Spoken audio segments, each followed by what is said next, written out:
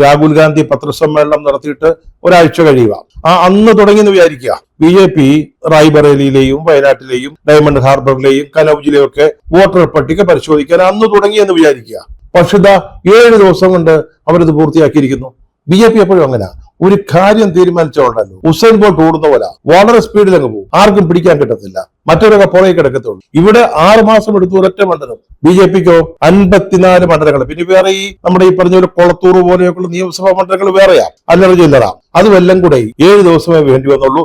അവർ വളരെ കൃത്യമായിട്ട് പത്രപ്രവർത്തകരുടെ മുമ്പിൽ അത് അവതരിപ്പിക്കുകയും ചെയ്തു. അപ്പോൾ ഒരു സംശയം, ഇതിനുള്ള രേഖകൾ ഈ 54 ലോക്സഭാ മണ്ഡലങ്ങൾ, പിന്നെ കൊളത്തൂർ പോലെയുള്ള നിയമസഭാ മണ്ഡലങ്ങൾ, ഇവിടുത്തെയൊക്കെ രേഖ ഇവിടുന്ന് കിട്ടി. BJPക്ക് ഇവിടുന്ന് കിട്ടി. രേഖ കിട്ടാൻ പ്രശ്നമൊന്നുമില്ല. അതായത് ഓരോ തെരഞ്ഞെടുപ്പിലും ഓരോ സ്ഥാനാർത്ഥിക്ക് ഓരോ സെറ്റ് വോട്ടർ പട്ടിക നൽകാറുണ്ട്. അതവർക്ക് സൂക്ഷിക്കാം. അതിന്റെ കോപ്പിയിലാണ് വോട്ടിംഗ് സമയത്ത് വോട്ടർമാർ വരുമ്പോൾ അവർ വോട്ട് ചെയ്തു, ആരൊക്കെ വോട്ട് ചെയ്തു, ആരൊക്കെ വോട്ട് ചെയ്തില്ല എന്നൊക്കെ ഉള്ളത് ടിക്ക് ഇടുന്നതും ഇൻഡു മാർക്ക് ഇടുന്നതും ഒക്കെ ആ പത്രികയിലാണ്. പക്ഷെ അത് ഔദ്യോഗിക രേഖയല്ല. ഇനി അത് ഔദ്യോഗിക രേഖയായിട്ടൊക്കെ സ്വീകരിക്കാം.